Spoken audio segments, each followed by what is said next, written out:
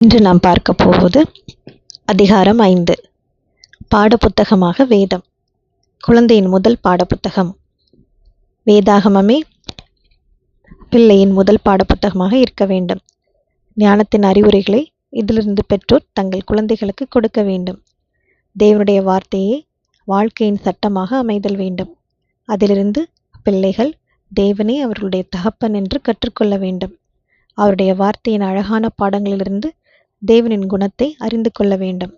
வேத கோட்பாடுகளை தங்களுக்குள்ளாக ஏற்றுக்கொண்டு நீதியையும் நியாயத்தையும் செய்ய கற்றுக்கொள்ள வேண்டும்.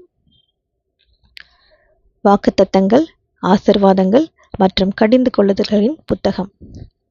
தாய் தனது சிந்தையை வேத வார்த்தைகளின் வாக்குத்தத்தங்களினாலும் ஆசீர்வாதங்களினாலும் எப்பொழுதும் நிறைந்து கொள்ள வேண்டும். இவ்வார்த்தையினால் புத்துயிர் பெற்று கொள்ள வேண்டும்.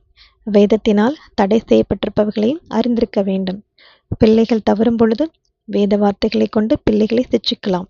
இதை செய்தால் தேவ ஆவியானவரை தவறு செய்வதனால் எப்படி துக்கப்படுத்துகிறோம் என்று பிள்ளைகள் தெரிந்து கொள்வார்கள்.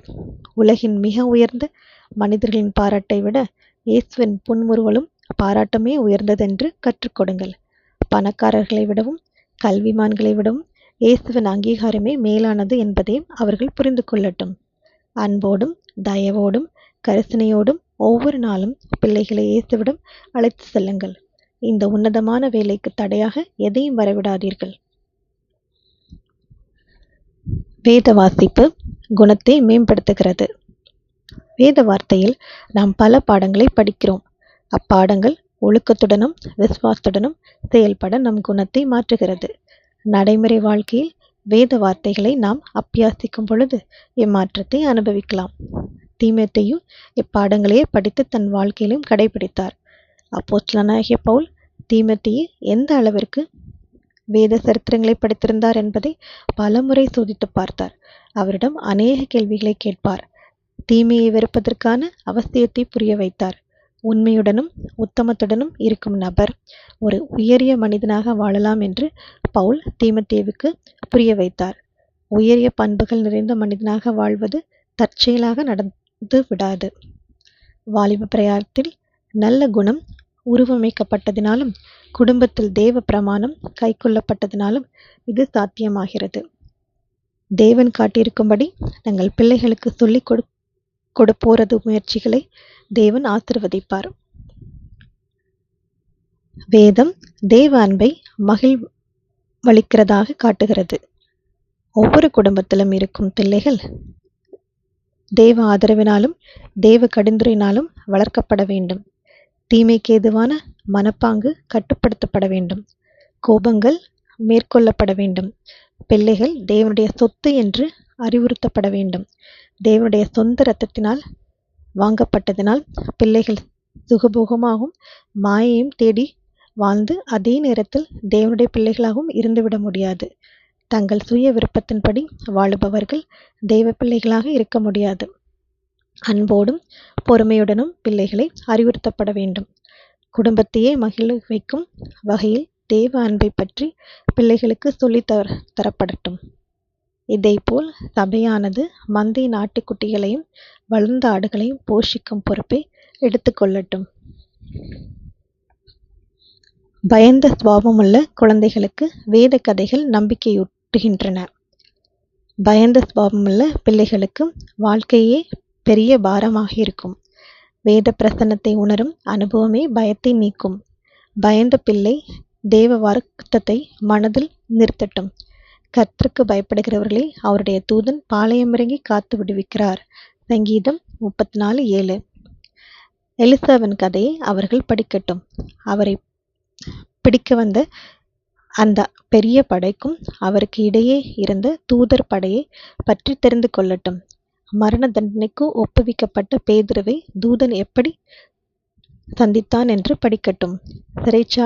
காவலர்களை சிறையின் கதவுகளையும் இரும்பு வாயிற்கதவுகளையும் தாண்டி பேதுரு எப்படி வெளியே கொண்டு செல்லப்பட்டார் என்பதையும் அறிந்து கொள்ளட்டும். புயலினால் அலைக்கழிக்கப்பட்ட கப்பலில் இருந்தோர்க்கு பவுல் எப்படி ஆறுதலாக பேசினார் என்பதை படிக்கட்டும். தனது வழக்கு விசாரணைக்காகவும் மரணத்தை நோக்கி பவுல் பிரயாணப்பட்டிருந்தார். ஆயினும் பயந்தவர்களை தைரியப்படுத்தினார். ஆகிலும் திடமனதாயிருங்கள் என்று இப்பொழுது உங்களுக்கு தைரியம் சொல்லுகிறேன். உங்களில் ஒருவனுக்கும் பிராணச்சேதம் வராது.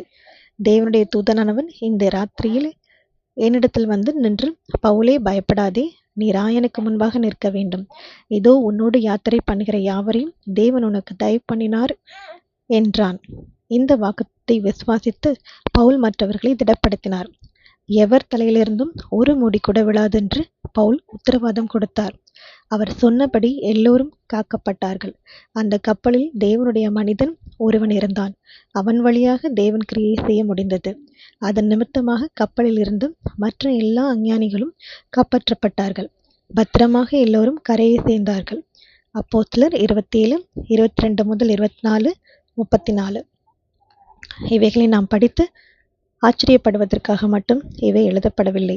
தேவனுடைய பிள்ளைகளிடம் ஆதி காலத்தில் கிரியை செய்த அதே விசுவாசம் நமக்குள்ளும் கிரியை செய்யத்தக்கதாக எழுதப்பட்டிருக்கிறது. அதே வகையில் இன்றைக்கும் கிரியை செய்ய தேவன் வல்லவராயிருக்கிறார். அவரது வல்லமையின் கருவிகளாக இருக்க தேவ பிள்ளைகள் தங்களை தேவனிடம் சமர்ப்பிக்க வேண்டும். விசுவாசத்தில் பலன் பெற்றவர்களாக நில்லுங்கள். தேவனையே நாம் எல்லோரும் சார்ந்திருக்கிறோம் என்று உங்கள் பிள்ளைகளுக்கும் கற்றுக் கொடுங்கள். அந்த 4 எபிரேய வாலிபர்களின் கதையை படித்து காட்டுங்கள். நன்மைக்கு ஏதுவாக அவர்கள் ஏற்படுத்திய தாக்கத்தை பிள்ளைகள் மனதில் பதித்து கொள்ளட்டும்.